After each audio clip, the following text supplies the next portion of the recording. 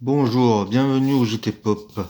Aujourd'hui, je vais essayer de vous montrer et de vous parler du film 1900. Mais avec une seule main, ça va pas être simple. Alors, 1900, Bernardo Bertolucci, réalisé en 76. Film incroyable. Film qui m'a... Alors, j'ai plein d'anecdotes dessus, mais qui sont tellement personnelles que je vois pas trop l'intérêt de vous les raconter. Mais voilà, c'est un film qui a une véritable importance pour moi. Alors qu'est-ce que ça raconte? C'est l'histoire, le film démarre à la mort de Verdi, et c'est l'histoire de deux enfants qui naissent le même jour. L'un sera paysan, joué par l'incroyable Gérard Depardieu, et l'autre sera un propriétaire terrien, et il sera joué par Robert De Niro. Donc vous voyez, c'est du lourd. Et dedans, vous avez d'innombrables second rôles tels que Stefania Sandrelli, Dominique Sanda, Burt Lancaster. Et il y a même des Donald Sutherland, Laura Betti. Et puis il y a la musique d'Ennio Morricone, il y a la photo de Vittorio Storaro. Enfin, il y a, je sais même pas si j'ai dit que le film est de Bernardo Bertolucci, qui est quand même un de mes réalisateurs préférés. Le film fait 5h20. Traite de l'enfance des deux héros, pratiquement sur un film. Et la deuxième partie sera surtout située pendant la Seconde Guerre mondiale ou la montée du fascisme.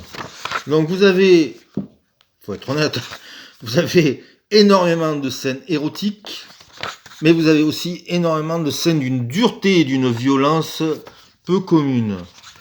Le film est d'une beauté exceptionnelle. Il faut vraiment que vous le voyez dans des bonnes conditions. Moi, j'ai eu un DVD ou des cassettes pendant des années et on ne pouvait pas vraiment voir la richesse de la photo de Vittorio Storaro et puis le plaisir du décor de Fernando Scarfatti qui est qui peut rendre une pièce vide magnifique rien que par deux trois objets. Donc c'est un film, il faut avoir le temps pour le voir. Hein, voilà, vous en prenez pour 5h20. Hein. C'était des films monumentaux à l'époque. Des réalisateurs comme Michael Cimino ou Sergio Leone ne cherchaient pas à faire un chef-d'œuvre, ne cherchaient pas à faire un bon film, cherchaient à faire le plus grand film de tous les temps. Et je pense que Bertolucci était dans ce cas-là. Donc c'est un coffret exceptionnel, donc deux Blu-ray pour le film. Il y a des bonus incroyables. Il y a un making-of d'époque d'1h30 fait pour la télévision italienne. Alors peut-être de mauvaise qualité, mais en tout cas il est très passionnant parce qu'on les voit travailler. Il y a des interviews de Donald Sutherland, de Bernardo Bertolucci quelque temps avant sa mort, de Vittorio Storaro. Il y a même De Niro qui fait qui aime pas trop parler des films, mais qui fait quand même un petit coucou. Donc c'est vraiment un plaisir. Il y a un critique italien qui parle du film. Donc pour les bonus, c'est intéressant. Moi, pour l'anecdote, souvent, comme les films italiens étaient comme des coproductions et que la plupart des acteurs jouaient dans des langues différentes ou étaient synchronisés après le film, il n'y a pas vraiment de véritable VO.